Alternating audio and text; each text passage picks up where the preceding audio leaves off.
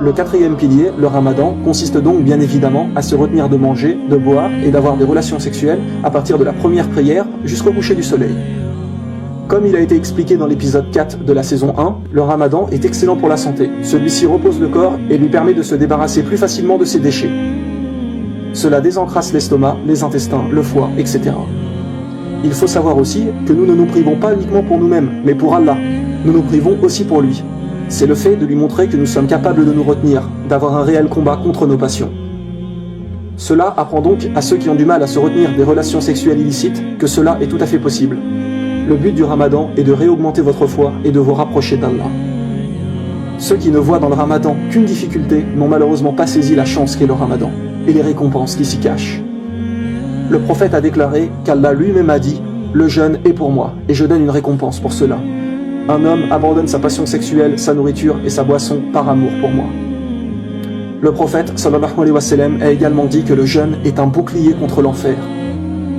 Mes frères et sœurs, comprenez bien ces mots. À quoi sert un bouclier?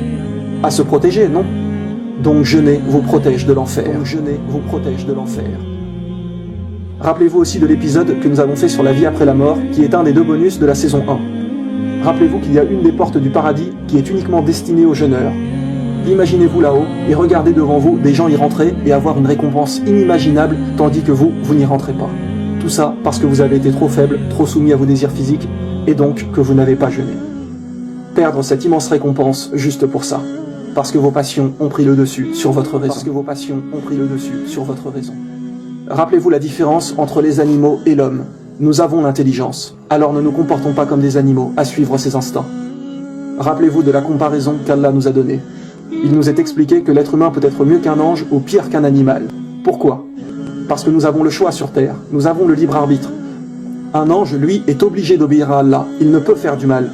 Et un animal, lui, suivra toujours son instinct. Il ne changera pas dans sa tête. Il est plus ou moins programmé comme cela et ne change pas. Donc un homme qui suit sans cesse ses passions sans réfléchir est pire qu'un animal, car il avait la possibilité de réfléchir, mais ne l'a pas fait. Par contre, s'il se contrôle et ne se livre pas à tous ses désirs, alors il sera meilleur qu'un ange, car il avait la possibilité de faire du mal, contrairement à un ange, mais s'est retenu et ne l'a pas fait. Mes frères et sœurs, voulez-vous au jour du jugement, aux yeux d'Allah, être meilleur qu'un ange? Prouvez à Allah que vous vous contrôlez et que vous êtes maître de vous-même. Vraiment, pour l'amour d'Allah, cessez une bonne fois pour toutes les relations illicites, l'alcool, la cigarette, les boîtes de nuit, les jeux d'argent, les insultes, le non-respect aux proches, etc. Changez et restez définitivement sur la voie du meilleur des hommes, Mohammed sallallahu alayhi wa sallam. Suivez sa sunna, son exemple de vie. Quand quelqu'un jeûne sincèrement par amour pour Allah, le ramadan ne lui semble pas si difficile.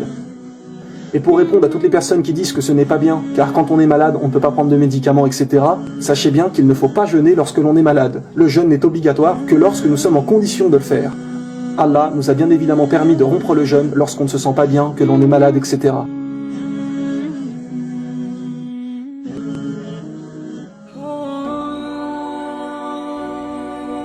Allah nous a bien dit « nulle contrainte en religion ».